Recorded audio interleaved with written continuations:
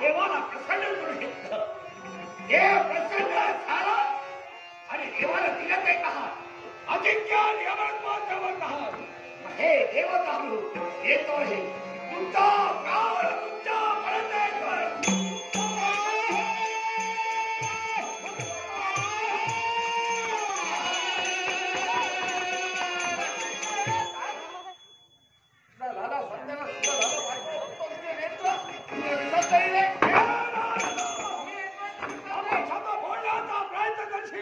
हे मूर्ख म्हणून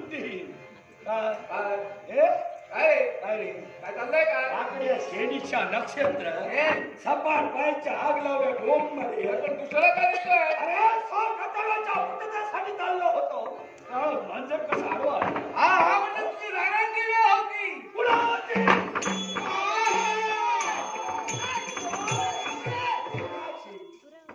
रागाची माझ्या मरणावर हे सोडून माझं नाही अरे मरणाची वाट पाहत नाही मी तुझा नाही मरणावर उठलेलो नाही जाण्याची वेळ म्हणजे कसं स्वकर्तव्यासाठी तू निघत होतास येण्याची वेळ माझी होती दोघांची ग्रंथिका झाली यात माझा काय दोष मला वाटलं जाण्याची ती जाण्याची वेळ नाही स्वकर्तव्यासाठी चाललो होतो त्या देवताचा सर्वनाश करण्यासाठी मध्यंतरी तू आला मध्यंतरी मी आलेला कारण आहे अरे तू जात होतास कुठं जात होता स्वर्ग साम्राज्यावर त्या देवताचा सर्वनाश करण्यासाठी पण मी दाखविला मार्ग आज्ञाने आणलास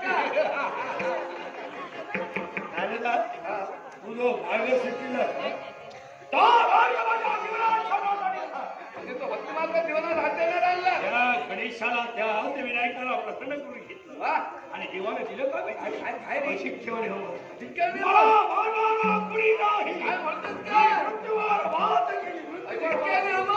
तुला मारणारा कुणी नाही तू मरणार नाही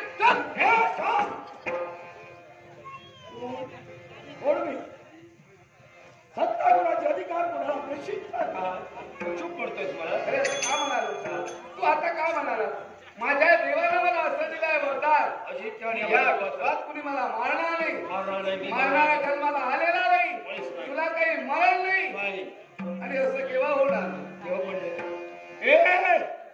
अरे वेळे बोलण्याचा प्रयत्न करू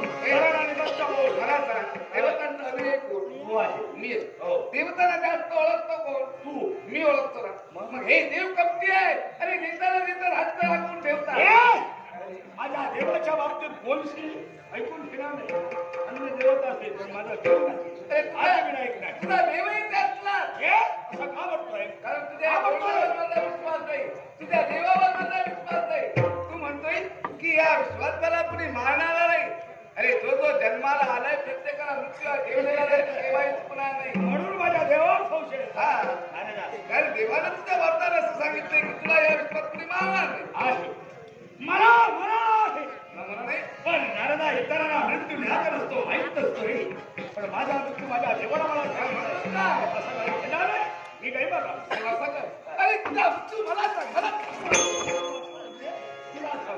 काय देवतांचा अनुयायी अरे देवतांचा अनुयायी आहे पण तुझा गुरु आहे हे मार्गदर्शन तुला करतोय कशासाठी अरे तुला पोचविण्यासाठी माझ्याशिवाय तुला पोचविणार आहे कोण तुला पोचविणार तू माझा गुरु मग माझ्या मृत्यूचं वर्ष तुला सांगतोय नारदा माझ्या देवाला माझा मृत्यू कोणत्या तऱ्हेने काढला पाहिजे कोणत्या तऱ्हेने अरे माझा देव आदमी आहे आणि तो रे तो कोण तो रे सामान्य मानव म्हणजे कृष्ण कृष्ण मानव का त्या ठिकाणी कृष्ण आणि माझा देव याचा शस्त्राचा आघात एकच मी माझ्या वंशतळावर होता क्षणी या कामराज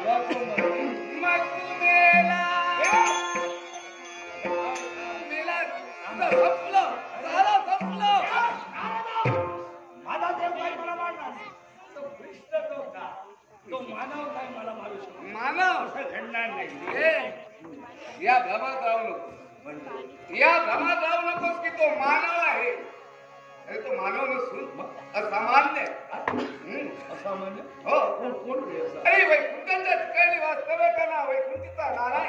7व्या अवतारी राम आणि 8व्या अवतारी कृष्ण म्हणून या भूतलावर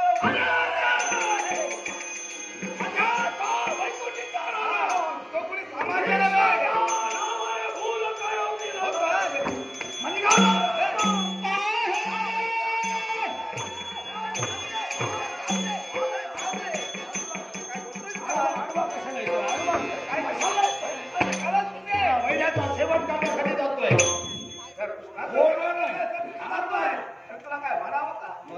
तुला म्हणतात कोण आता गुणाचा सम्राट हे तुझी योग्यता नाही. असं असताना मी जाऊ त्या आवडताला मारण्यासाठी तू जातो. मी जाण्याची गरज नाही ना. जाऊ माझ्या देवाला मला शक्ती दिली. शक्ती दिली पाहायचंय माझ्या देवाला मंत्र दिलाय. मंत्र दिलाय त्या मंत्राला पठण करता शक्ती निर्माण होईल.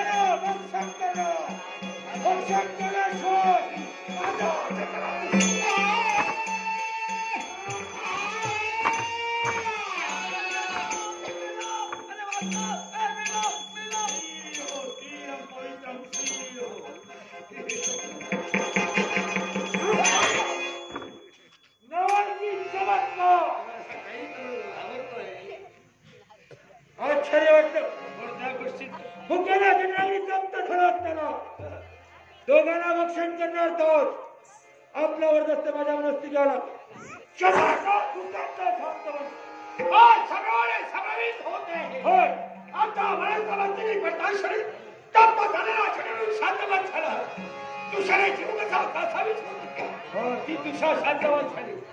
आम्ही कुणी परकेला भेटलो आमची वंडी नाही या पाता गुणाचे सम्राट आहोत आम्ही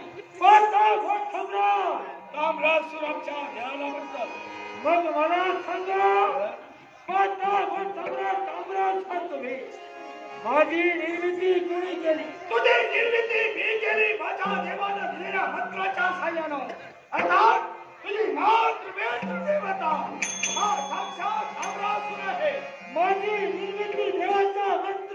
साह्यानं आपण केलं अर्थात माझी वास्तविक देवता आपण आहोत म्हणून तुमच्या पवित्र आणि पूज्य चरणी समाधान वाटलं हवं तसं नाही. पिताजी सांगा हो माझी निर्मिती तुम्ही केलं ती केव्हा देवाच्या मंत्राच्या साह्यानं पण ती कशाच्या कारणानं? हा झालेला आमचा सगळी गसमा मार खंडला तेजो भंग जर का फ्री केला असेल तर तू काय करण्यासाठी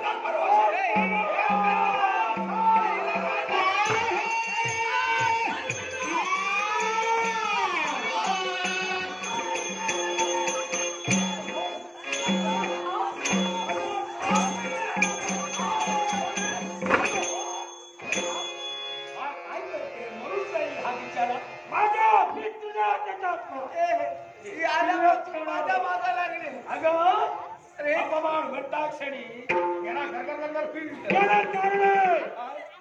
तुम्ही सांगितलं की माझ्या या विश्वात अपमान झाले आणि सहज तुमचा अंत यांच्या दिशेला गेला अपमाने शब्द ऐकले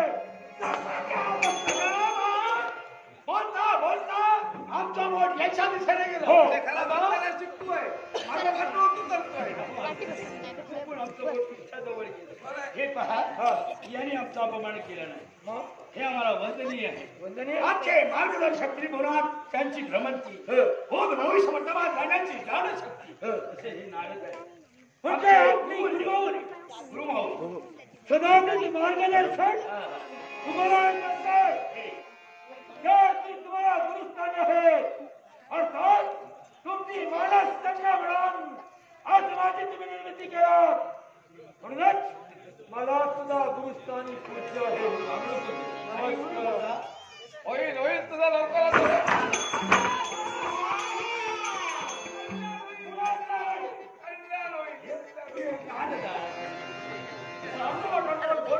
बघा आल्यापासून माझ्या मागा लागली भीतीला भीतीग्रस्त झालो आहे काय बोलावं काही सुद्धा मनाच्या ठिकाणी भीती असताना बोलण्याचा भाग केला तुझी ऐकून घे सुतावळी होऊ नको आज तुझी निर्मिती का झाली कशा झाली तर माझा वैरी जन्माला आलाय हा कोण होय?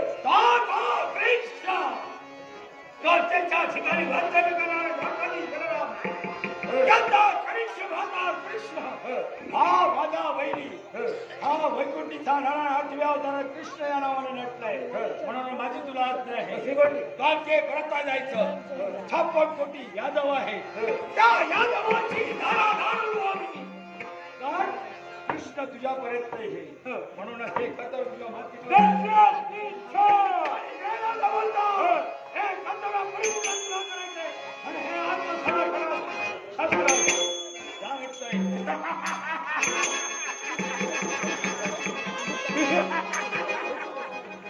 पिताजी वैराचा शेवट व्हावा माझा रक्षण व्हावा म्हणून हे विजयी खडग तुम्ही दिला या विजयी खडगाच्या आधारानं तुमच्या मंगलमय आशीर्वादानं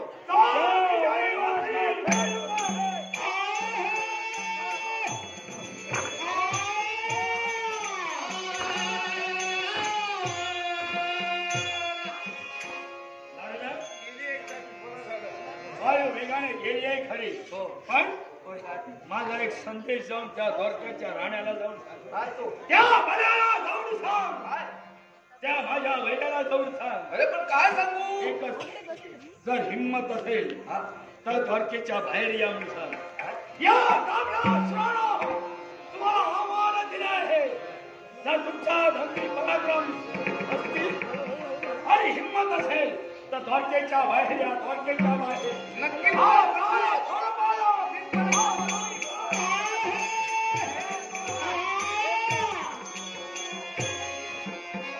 नारायण नारायण वारे कामराज अरे केवळ त्या कृष्णाचा घात करण्यासाठी शक्ती तिथपर्यंत पाठविले आणि संदेश दिलाय नक्की तुला संदेश तिथपर्यंत पोहोचला कर हे देवा हे वैकुंठीच्या नारायण अरे 7व्या अवतारी रामाने 8व्या अवतारी कृष्ण म्हणून या पुतळावर अवतीर्ण झाला देवा अरे जो संकेत तू दिला तो संकेत मी जाणीला हे नाट्य निर्माण करण्यासाठी सिद्ध नाट्याची निर्मिती झाली.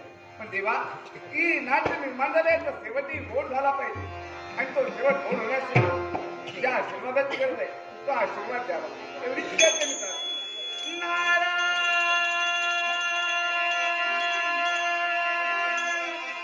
खंड लागो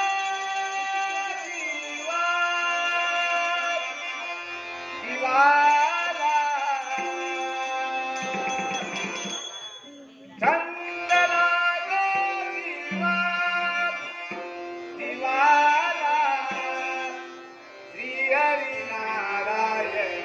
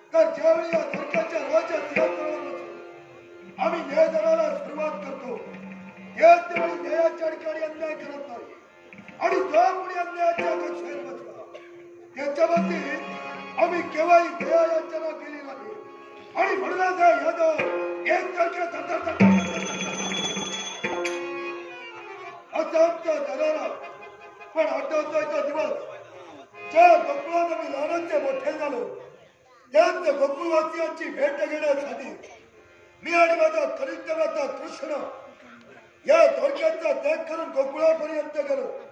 पण तिथं जाऊन पाहिलं तर काय, प्रत्येक यादव दुःखी कष्टी, प्रत्येकाची एकच व्यथा. गोकुळात अवर्षण पडलंय, पुरेसा पाऊस पडत नाही, जेणेकरून शेती पिकत नाही, काही मुलांना वैरण मिळत नाही. हीच त्यांची व्यथा मी ऐकली. आमच्या क्रोधनावर झाला, क्षणार्धात आमच्या अत्याचारा लागला. आणि त्याच वज्राच्या भयानं यमुनाचा प्रवाह गोकुळाच्या ज्या वेळी आम्ही कृत्य करत होतो, यमुनेला असंख्य यात्रा होत होत्या. त्याच यात्रा संत झाल्या कारण तीच यमुना मूर्त स्वरूपाला प्रगट झाली आणि तिच्या मुखातून शब्द बाहेर पडले. हे द्वारकाधीश, आपल्या या कृत्याला असंख्य यात्रा मला होत आहे, असंख्य वेदना मला होत आहे. आपण हे कृत्य इतकं स्थिर करावं. याच्या पुढे या यमुनाचा प्रवाह गोकुळाला लागून वाहील. एवढंच नव्हे तर आपण आपल्या शक्ती सामर्थ्यानं या यमुनेचा प्रवाह बदलला. म्हणून या विश्वाच्या ठिकाणी झालेला आपल्याला मला श्रेष्ठ मला श्रेष्ठ असे आमचे पराक्रम, असे आमचे धरण. पण काय त्याचा उपयोग पण यांच्या रोज कारणीभूत कोण असेल तर 56 कोटी यादव आमच्या आज्ञा बघताय. एकही आज्ञाचं उल्लंघन करत नाही. पण द्वारकाधीश एकच व्यक्ती आहे जे फक्त स्वैराज्याला बघते. आणि तीच व्यक्ती दुसरी तिसरीकडे असो. आमचा कनिष्ठनाचा कृष्ण कुठे जातो, काय करतो, पुन्हा समोर असतो, कोणत्याची कल्पना आम्हाला नसते. आम्ही आजच्या दिवशी ठरविलंय, कृष्णा जर का दरबार असेल, कृष्णाला योग्य ते शासन आम्ही करा. पण प्रत्येकाला संत जाती कृष्णाचं नाव कुणी घ्यायचं नाही, कृष्णाला नमस्कार कुणी करायचं नाही, कृष्णाची एक शब्द सुद्धा बोलायचा नाही. आणि जर का माझ्या त्याचं उल्लंघन केला हरीच्या मुरलीवरी जीव जडे, हरीच्या मुरलीवरी जीव जडे, कसली जीवाला धूल पडे, कसली जीवाला धूल पडे, जीवाला धूल पडे. हरीच्या मुरलीवरी जीव जडे, हरीच्या हरीच्या हरीच्या मुरलीवरी जीव जडे, कसली जीवाला धूल पडे, जीवाला धूल पडे, जीवाला धूल पडे. बोलो श्याम श्याम श्याम राधे, श्याम श्याम श्याम, बोलो श्याम श्याम श्याम राधे, श्याम श्याम श्याम. माझी हरी वरी वृंद जडे, माझी माझी माझी हरी वरी वृंद जडे, कसली जीवाला धूल पडे, कसली जीवाला धूल पडे, कसली जीवाला. द्वारकेच्या राजप्रसादी आमची पावले वळली. 56 कोटी यादवांच्या नजरा आमच्या जवळ एकवल्या गेल्या. अशा भूत नजरेनं सारे यादव आमच्या जवळ पाहू लागले. कारण काय असेल, केवळ या गोपाल कृष्णाचा शुभाने मंगलचा आशीर्वाद मिळावा. केवळ या उदात्त हेतून हे सारे यादव आमच्या जवळ पाहतात.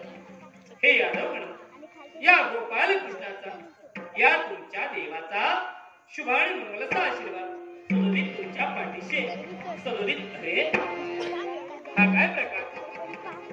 आशीर्वाद मिळताक्षणी साऱ्यांच्या नजरा भोगातेकडे गेला.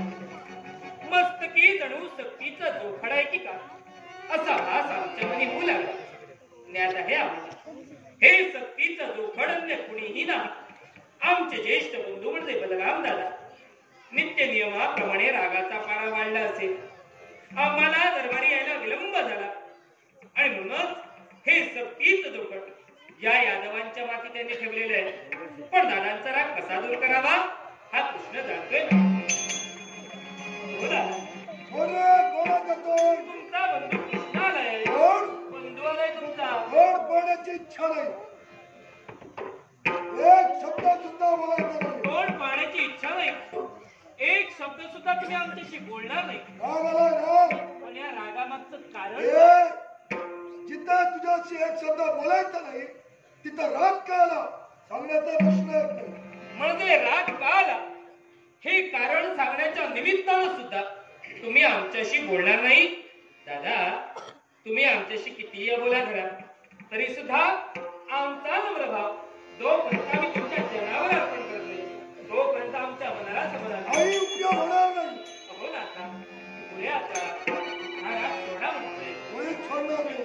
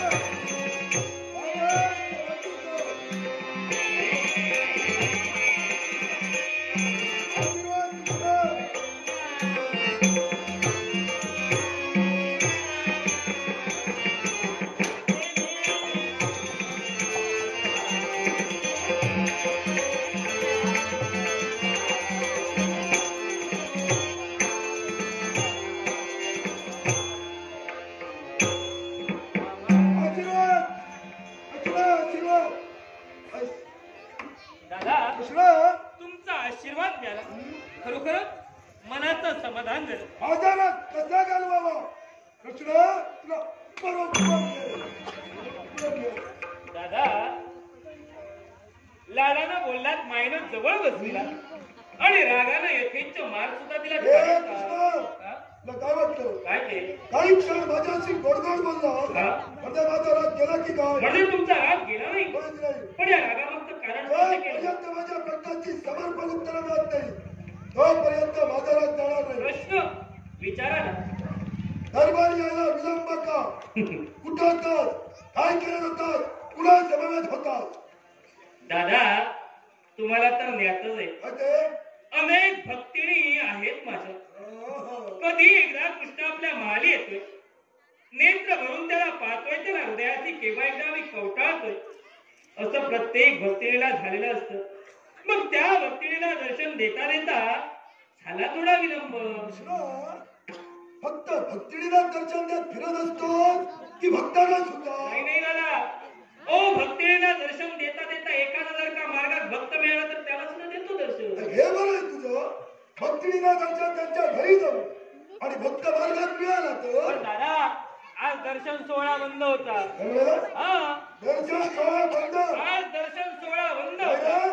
आता दर्शन सोहळा बंद होता तर यायला उशीर का? दादा आता मी मोठा झालोय, कळतं तुला? जबाबदारी मला कळायला लागली. कळतं तुला? दादा, दर्शन सोहळा बंद ठेवून जबाबदारी स्वीकारली. हा? अशी कोणती जबाबदारी? हे द्वारकेतील सारे यादव या राजप्रसादी आल्यानंतर तुमचं गुणगौरवच करतात, बरोबर. तुमचं नाव लौकिकच गातात. पण हेच यादव तुमच्या मागाव यांच्या मनात यांच्या मुखात तुमच्याबद्दल काय पडतात म्हणतात याची शहानिशा आम्ही केली. गरजच नाही. गरज नाही. म्हणून आत्मविश्वास ज्याप्रमाणे 56 कोटी यादव आमच्या तोंडाला चांगलं म्हणतात ना, माझा वेळ चांगलंच बोल. आत्मविश्वास दुबळा ठरलाच नाही. दुबळा ठरलाच नाही. होय ना? माझा आत्मविश्वास ठरणारच नाही. ठरलाच नाही. ठरणारच नाही. तरी सुद्धा तरी सुद्धा आमच्या मनाच्या शांतीसाठी आम्ही एका यादवाला गाठलं आणि त्याला आम्ही विचारणा केली. काय विचारलं? काय रे? काय विचारलं? 56 कोटी यादवांचा राजकर्ता द्वारकाधीश बलराम दादा राजा म्हणून कसा आहे रे? हे काय विचारायचं झालं? अरे त्याला चांगलंच सांगितलं असेल. तो जे काही बोलला समाधान वाटलं, काय सांगतोस? आनंद झाला, हे कृष्ण, अत्यानंद परमानंद झाला. एवढं चांगलं बोलला. नक्की काय रे, काय रे, काय म्हणाला? द्वारकाधीश बलराम दादा 56 कोटी यादवांचा राजकर्ता, या बलरामासारखा दुसरा नालायक राजकर्ता होय.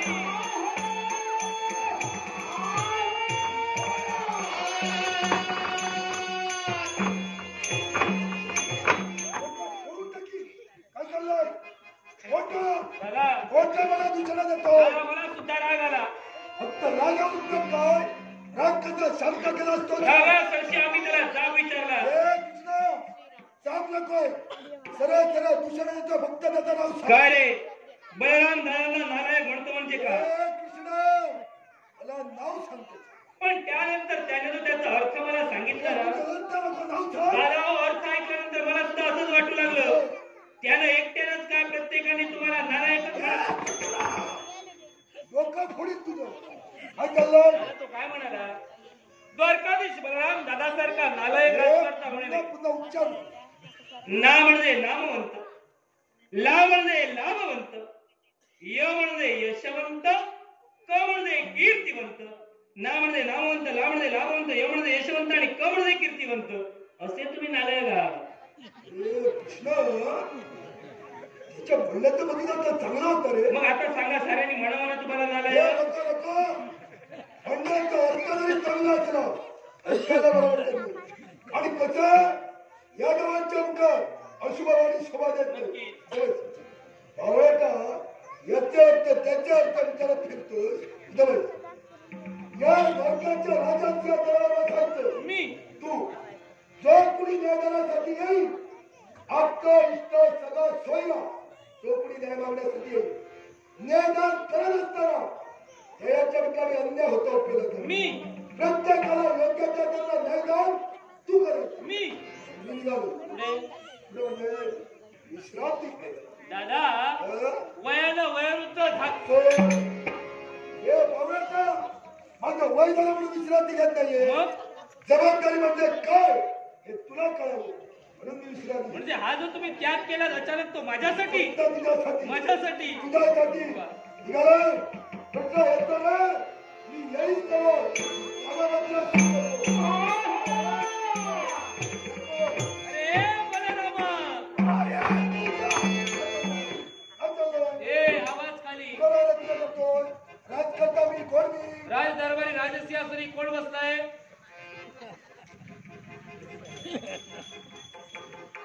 बावळेटा, तोंड वर करून चाललायस. कुठं होतास? काय करत होतास? कुणाजवळ होतास? तिथं होतो. इथं होतास. मग अचानक त्याला सोडून कसं चाललास? विश्रांती घ्यायला जातो. विश्रांती घ्यायला चाललायस. कुठं जातोयस? रेवती वहिनी चंपा. बायकोला वहिनी म्हणतोयस. अरे तुझी वहिनी माझी बायको. राजकर्त्याची आज्ञा घेतलीस का? चुकलासच कसा? चुकून चुकून चुकून कसा चुकलास? चुकूनच चुकून. दादा, मी न्याय कसा करणार आहे तर प्रात्यक्षिक तुम्हाला मी दाखवत होतो. हे तरी खरं आहे. नक्कीच खरं आहे. हे कृष्ण, हा, या दोष तुझा नाही. माझा नाही. हे दोष तुझा नाहीये, दोष या जागेचा. जागेच या जागेवरचं वज्र अचानक फिरलं, हे तुला दिसलं.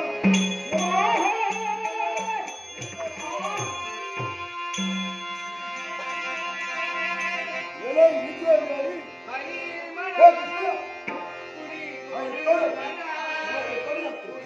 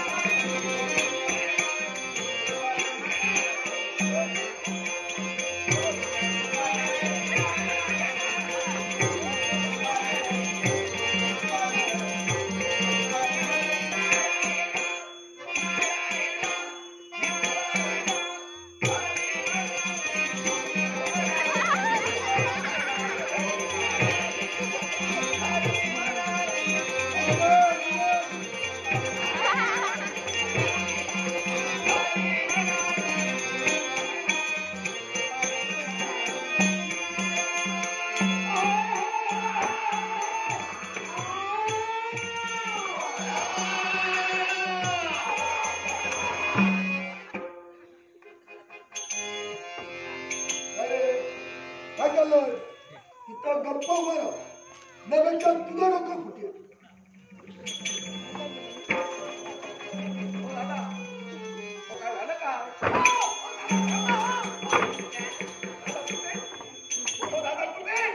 आगला बोंबाला झपाट पायाच्या उभ्या शेंडीच्या कुठे जातोस काही करतोस काही तुला कळत नाही.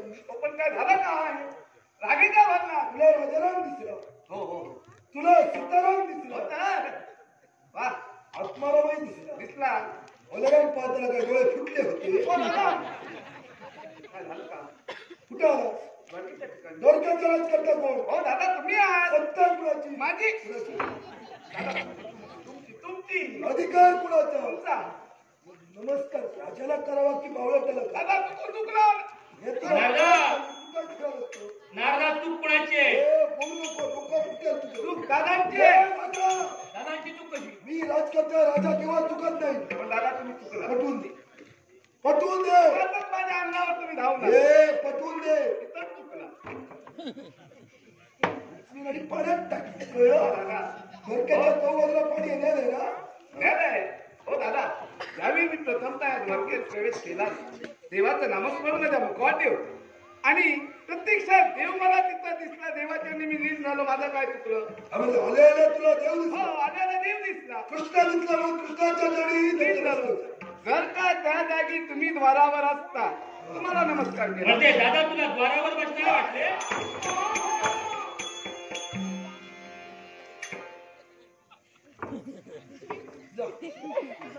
दरबाराच्या वयात हो दादा मी काय केलंय? मी जेव्हा बोलणी केलं हा म्हणजे पुनश्च बोलवी ना. सत्ता माझे वाक्याच्या घरात जा. हे जवळ. हे दादा. हे.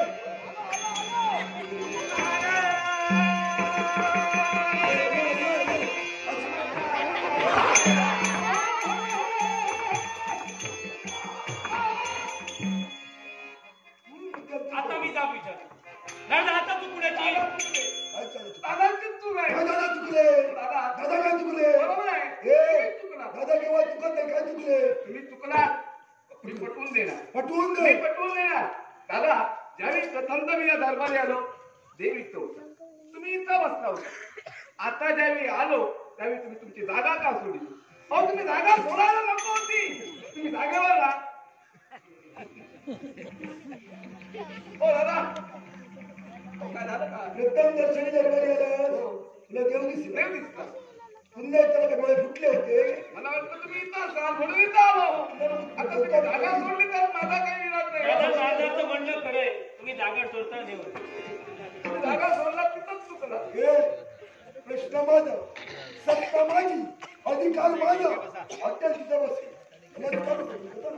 नारदा एकाएकी द्वारकेत येण्याचं कारण का? कारण आहे ना. कारण आहे? हो मुद्दा म्हणून या द्वारकेत मी आलोय. मुद्दा मला आहे. हो, मुद्दा म्हणून आलोय.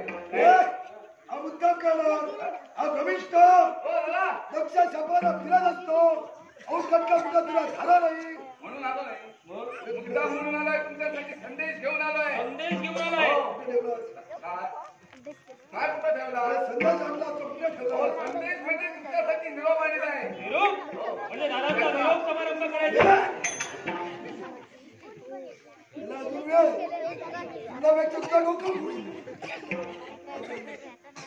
काय चाललंय? हो तुम्हाला आमंत्रण आहे. आमंत्रण हे हो दादा हो मुलाचा विवाह आहे. विवाह तिथं काय जेवायचंय? त्याच्याकडे कधी आहे? मग विवाह कशाला? अरे आशीर्वाद करा. हा आशीर्वाद देण्यासाठी. विवाह कुणाचा नाही. हे नामविधीकरण सोहळा म्हणजे तुम्हाला नावं ठेवता येतात. हे नावात ठेवायला सुद्धा प्रतिष्ठित व्यक्ती लागते. हो तर. उगाच कुणाचं काम नाही ते. तोही नाही. तुमच्यासाठी संदेश आहे तो वेगळाच आहे. वेगळं आहे? कसलं निमंत्रण रे? कसलं हो, ज्यावेळी या द्वारकेची ईद होतो ना मार्गात तो भेटला आणि त्याने तुमच्यासाठी माझ्याजवळ संदेश दिलाय. काय सांगितलंय माहितीये का? द्वारकेत जर जात असतील तर माझा तुझा संदेश घेऊन जा आणि त्या वनाला जाऊ.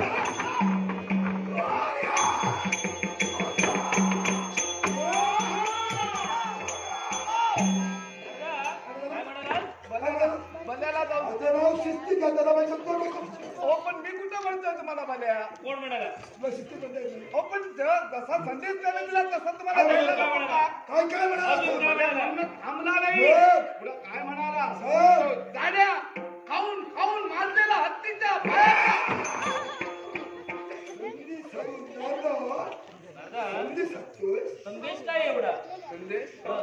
त्यानं संदेश दिलाय. काय तो? जर का त्या बल्याच्या अंगी पराक्रम सामर्थ्य असेल असा द्वारकेच्या पायाने मला बांधे. हे कोणतं नाव सांग त्याचं? दादा काय वाटलं का त्याला? संदेश दिलाय. पाहिलं तर तो 11-11 दिसतो. नाव सांग. हो बाई. सावधान. सांग. सांग. दादा त्याचं नाव. दादा त्याचं नाव. दादा त्याचं नाव. तांबडा क्रूज. हे ग.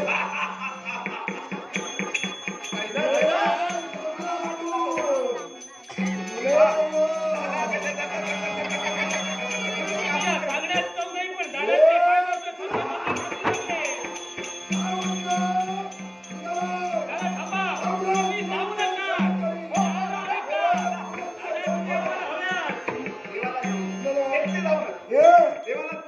उद्या परत येऊन यावं.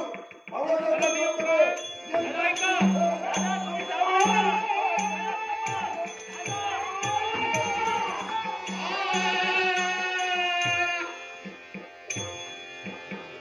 नारदा, संकेत मी तुला दिला.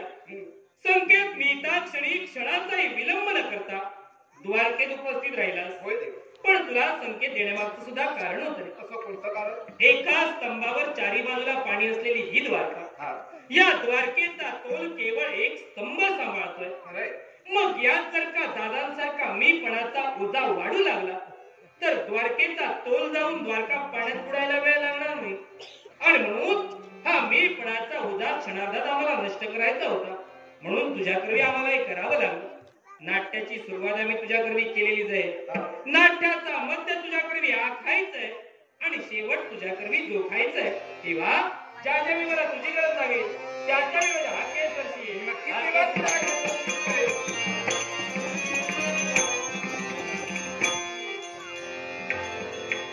नाट्यस्कोप अनुजा सावंत हिने माझ्या करिता गौरव करण्यासाठी बहुमोल असं पारितोषिक दिलंय. अनुजा सावंत व तुम्हा सर्वांचे आभार मानून याचा मी स्वीकार करतो. देवा, अरे ज्या ज्यावेळी तू आज देशील त्या त्यावेळी तिथपर्यंत मी येईनच येईन. पण देवा, तुझा आशीर्वाद मला हवाय. तो आशीर्वाद द्यावा एवढी तुझ्या चरणी प्रार्थना. नारायण